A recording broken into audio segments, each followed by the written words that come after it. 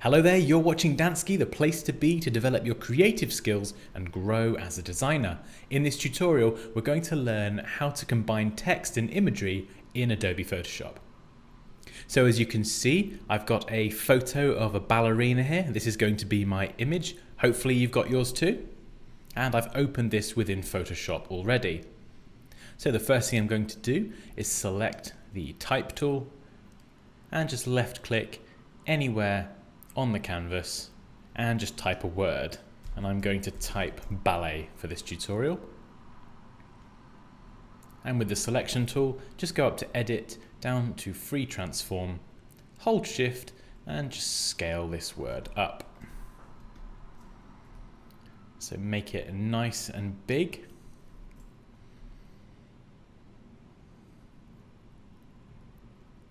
And position this somewhere in the center so you're happy.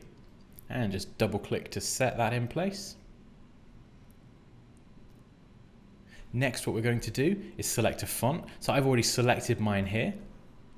The font that I'm using is Chalet Comprime, and the variant of that is Cologne 70. So it doesn't matter which font you use, it can be any font, that's absolutely fine. And for this tutorial, because we've got a very dark background, I've set the text to white. So once you've got your text in position over your image, we can start combining the two together. So open your layers palette, and at the bottom of the layers palette, just make sure you have your text layer selected and just click add layer mask. And you'll see that it adds a mask to the right. Select your brush tool and select one of Photoshop's default brushes at the top. So to start with, I'd recommend something a bit softer, a bit feathered. So set the hardness all the way down to 0. Make sure you have the mask selected over here. It should be white to begin with. And then just set black as your foreground color. So you can use D on the keyboard to return to default, and then X to switch your foreground and background color. And this is going to be very useful when we come to masking our image in a moment. So whereas you can use the eraser tool and work a bit more destructively in that once you erase something, it's very difficult to undo, with masking, you can mask something out. You can press X to switch the foreground and the background color, and then you can mask it back in. So it gives you a lot more flexibility and is a lot less permanent. So once we've got our brush with a 0% hardness selected and we have black as our foreground color and our mask selected, we can start masking out our image. So let's just zoom in a little bit.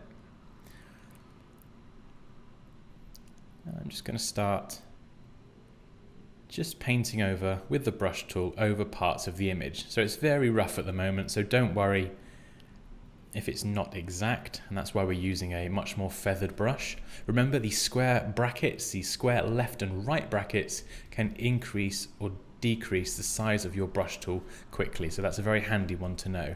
So when you're working on smaller, more intricate detailed areas, you can decrease the brush size and zoom in a lot closer, and for the larger areas, just keep the brush size nice and big. It just saves you quite a lot of time. So let's just go through and start masking out some of these parts.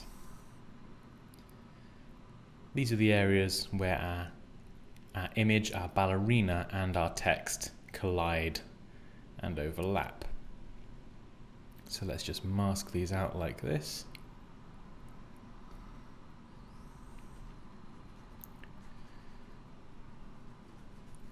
So we're going to do this first, just so we can see all of our ballerina.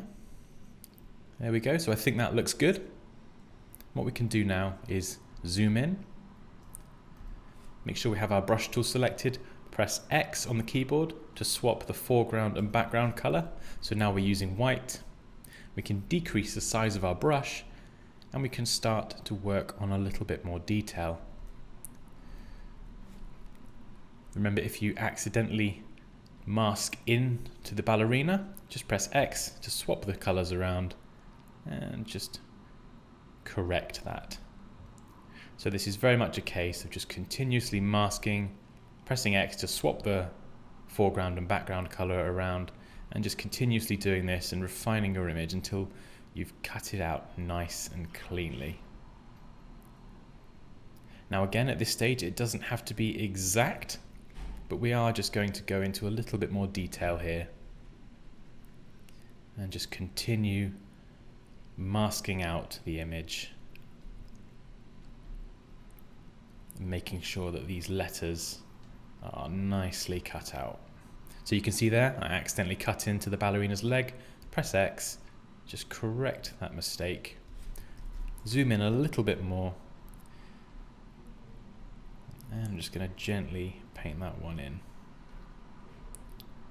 So you can spend a lot more time on this. You can take your brush as small as you like and zoom in as far as you like as well, just to get a much more precise finish. I'm going to try and work through this a bit quicker than normal just for the tutorial and just so the video isn't 5 hours long. So you can see here, just painting in just around that leg there.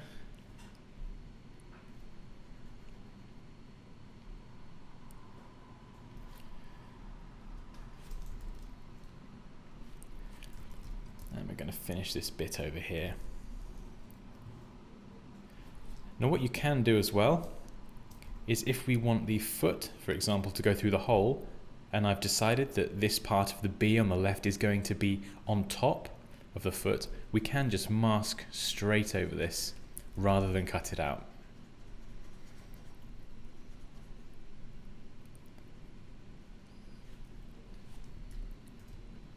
So something like that, and then just go in and just correct this bit here. So I just went over part of the shoe there. So let's just go around the edge and just tidy that up nice and quickly.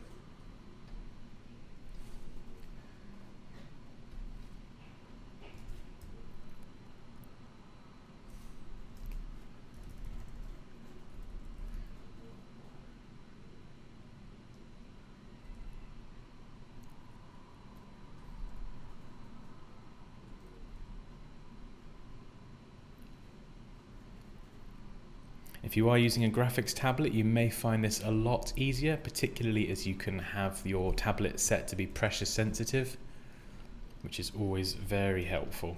And another thing you can do is you can press R on the keyboard and you can rotate your canvas vertically, because going up and down is considerably easier than going from left to right.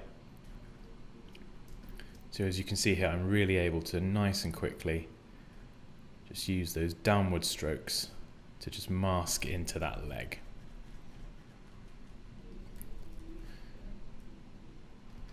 Let's get that a little bit closer there.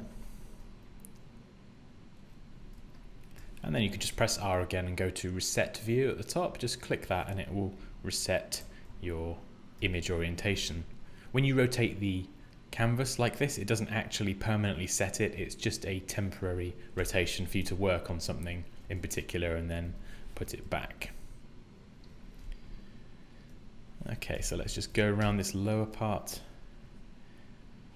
of the leg here. So we're just going to, again, let's rotate our canvas, quickly mask these areas here. Try not to select any other brushes by mistake.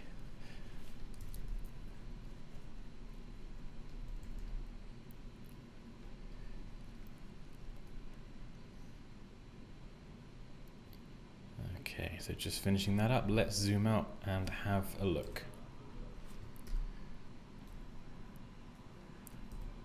Okay, so that's not too bad. We've got the leg going through the B. Let's just try moving that down a little bit. No, I think I'll leave that where it is for now. Let's just go back and just include a bit more of the B there.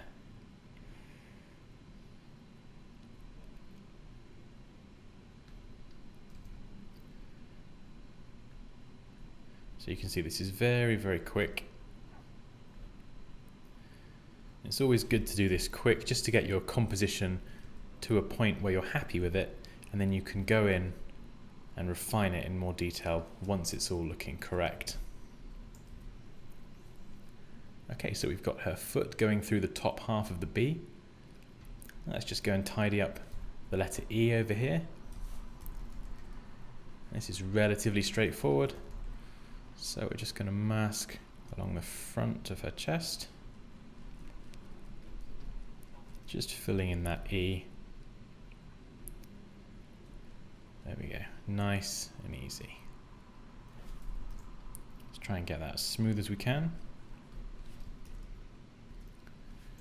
So we've done most of the letters now. Now we just need to fill in the 2 letter L's.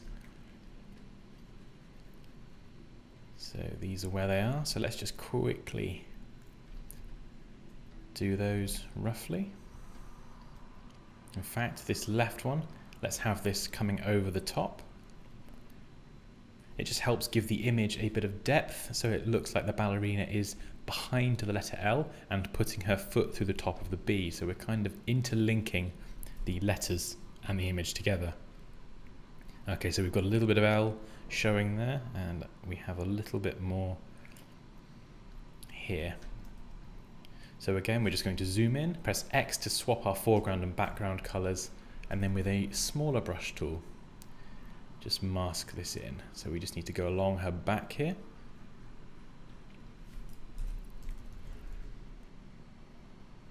And you can zoom in a bit closer.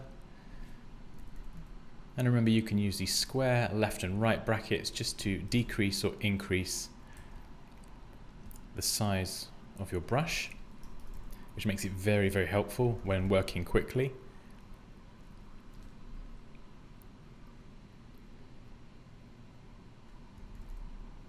Okay, so a few smaller details here, a few little bits to cut around. Okay, so we've done this part. We've just got to finish off this bottom part of the L here. So we'll just use that larger brush. And then we can just go back to a smaller brush and just paint in around what she's wearing. It makes it nice and easy with the background as well. So we've got a relatively clear, clean background, and she's wearing bright red, which does make it much easier to cut around. And we can clearly see where the edges are. And again, we're just going to press R on the keyboard, rotate the canvas slightly, just so it's a little bit more vertical, and we can then very easily and quickly just go straight down to mask that off. Much easier than going from left to right. Let's just finish this up here.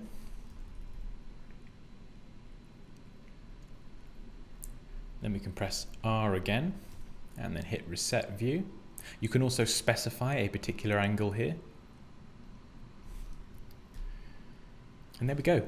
That's how we combine text and imagery in Adobe Photoshop. As always, guys, please feel free to leave any questions or comments below. Like this video if you enjoyed it. Take care, and I'll see you next time.